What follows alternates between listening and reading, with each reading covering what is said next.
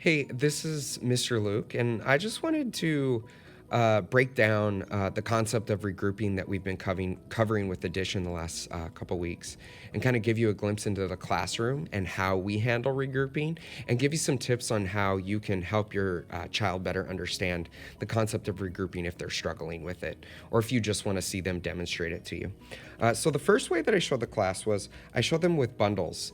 And these are just popsicle sticks bundled with rubber bands, and they're in bundles of 10.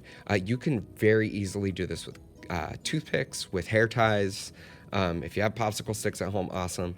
But there's a lot of different other options. I'm sure you can come up with some on your own. So they're in bundles of 10. So I'll give them maybe the problem. Let's say if I gave them the problem, I don't know, 23 plus 18, right? And we just started, and with giving them the numbers and then showing me the answer with the bundles. And so they would have to model the 23. So here's two tens. You're going to have to trust me that they're tens. And then I would do the 3 sticks, and I would just unwrap them, and they would unwrap their bundles. And then 18. So here's another one.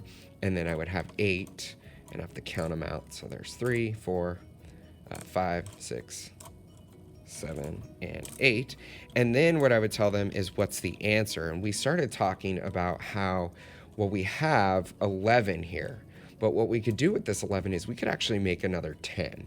And so we would take a whole group of 10. So there's 4, 5, 6, 7, 8, 9, 10. One left over. Right? And then I would take a rubber band and say, okay, let's regroup them. This rubber band's giving me issues. Let's regroup them. And so we'd wrap it around.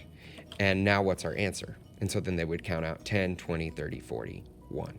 Right? And if they were showing that in the math, we would know that the regrouping happens because this is 11 and the 1 comes over here. And we would get 41. Right? So that's one way that I did it. Let me show you another way. This is really great. And I'm happy to share any of these if you're interested. But we use a mat, which I found was really helpful. So same idea. You take the problems, except instead we're going to use base 10 blocks. Now base 10 blocks, I'm sure you've seen them. They kind of look like cubes, right? And they come in ones, tens, hundreds, and every so often you'll find thousands, which is just a giant cubed block. But we basically, for regrouping, since we're only going to 100 right now, we only need tens and ones. So because we only needed tens and ones, I would give them a handful of tens, I'd give them a handful of ones, and then I'd give them a problem. And so I have a few that I've printed out.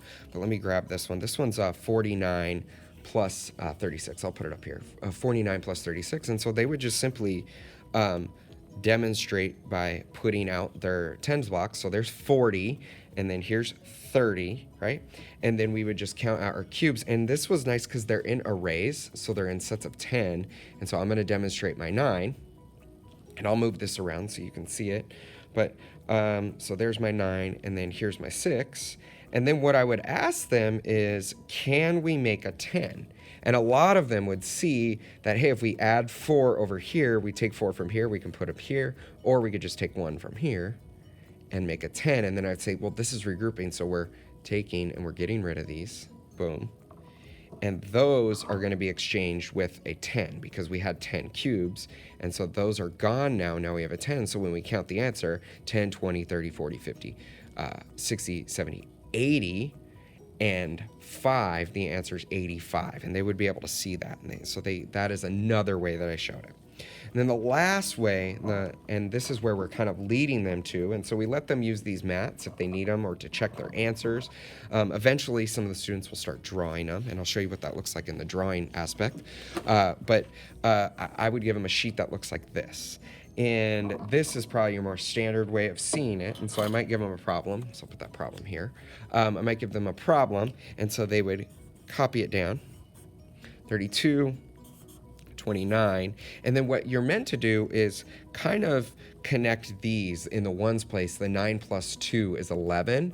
And what this allows the kids to see and the class to see is that there's a 1 in the ones place and there's a 1 in the tens place. And this 1 in the tens place needs to go up here. This is that regrouping piece that we demonstrated with the bundles and the base 10 blocks. And then the other one is going to go right down here. Okay.